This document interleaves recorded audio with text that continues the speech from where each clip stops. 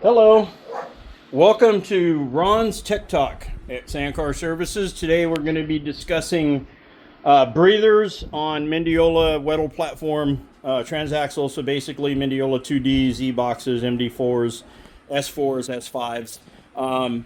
Some people deal with this and some people don't, but the people that do deal with it can tell you how frustrating it is to have oil coming out of the breather on your transaxle. This is my opinion, my information. I'm going to share this with everybody. Take it or leave it. But it is what it is. So this is Josh's transaxle I'm getting ready to put together. This is a major job. One of his concerns when he brought this into me was he had oil dripping out of his, basically pouring out of his breather all the time. And this is where his breather was. Now for this particular discussion, I have taken one of the nose cones out of the discard pile because his did not have a hole right here, and I wanted everybody to see it, see one with a breather in it. But 95% of you guys out there, probably 98% of you guys, all have your breather right here on the nose cone. That's good and bad. Okay, this is pretty much where, actually it's lower than the point that Volkswagen, because these are Volkswagen nose cones for the most part.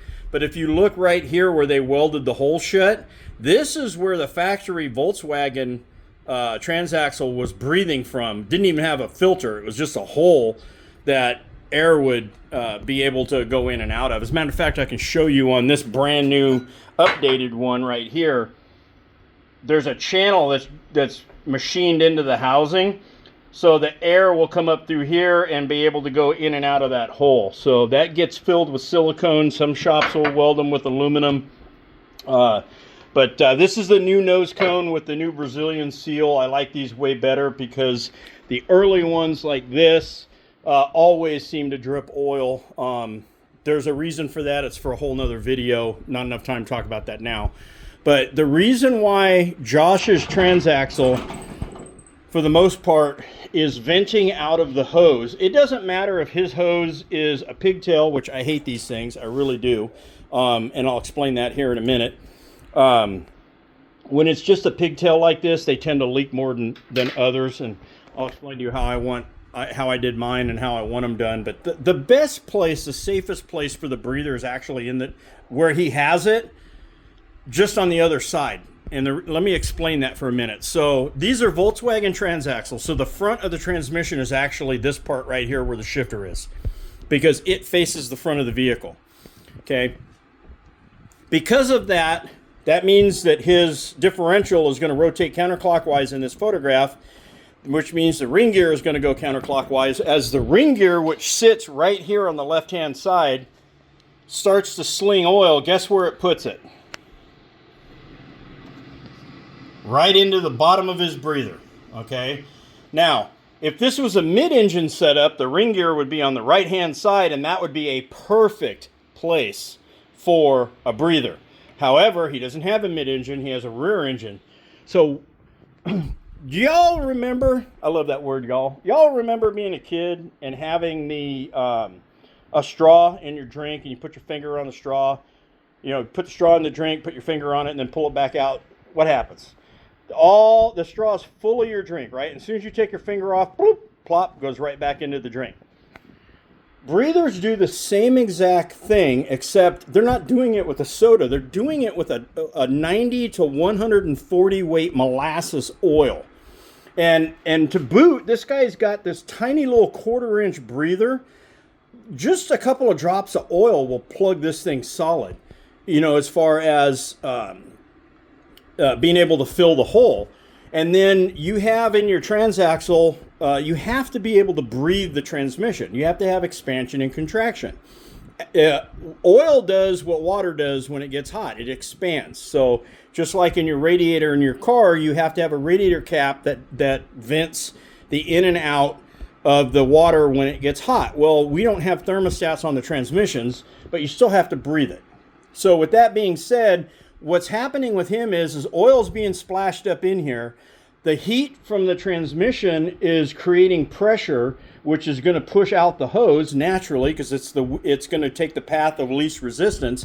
But because there's, let's say, 5, 6, 7, 10 drops of oil in this hose, it's going to push it. Doesn't matter if the hose goes all the way up over the car. Once the oil's in the hose, the pressure is going to keep pushing it until it gets to the end, and it's going to burp it out the end of the hose. So really, ideally, this would be better off over here. Now, in this particular case, I do not like drilling 2 holes in the main case. I think it's going to weaken it. So my recommendation to him is let's put it back where in the original location, and then I'm going to have him reset his lineup a different way.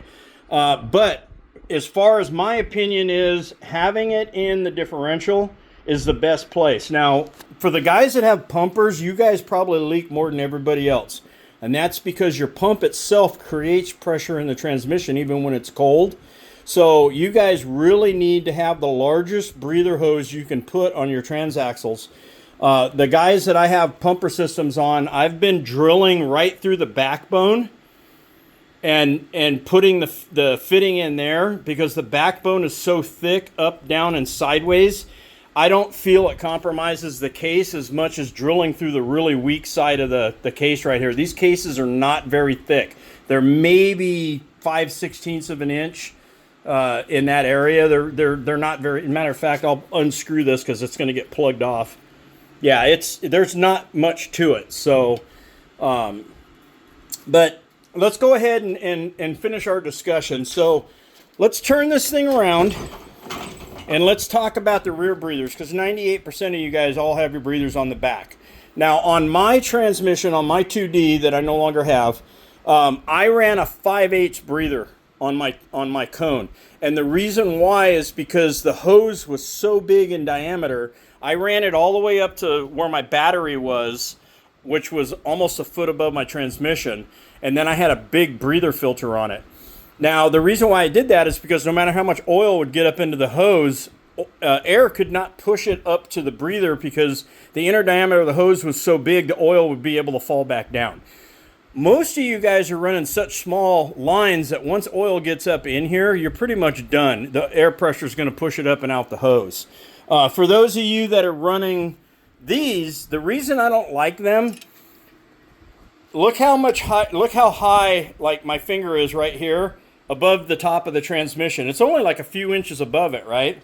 So let's discuss oil level in the transaxle. Most Mendeola 2Ds, or the platform, now not the S4, S5s, but the Mendeola 2D E-boxes hold 1 gallon of oil. Now, if the transmission is dead level, that puts the oil level right about there, which is only about 3 inches below your breather. But then you have to factor in the angle of your engine and transmission, okay? And at that point, now your oil level's up here. But then let's go ahead and drive up Oldsmobile. Let's drive up China Wall. Drive up whatever your steepest hill is that you guys have. You end up with oil inside this, and the pressure pushes it out your hose. So typically what I want to see you do is I want you guys to have bigger fittings. I want you to run a hose up and over the top of your starter and put a clear see-through filter on the end of it just to keep sand out of the transaxles, because it does get in there, trust me. If you have any questions, give me a call. Hopefully this video didn't go too long and I can post it. Thank you for watching. Ron at Sandcar Services.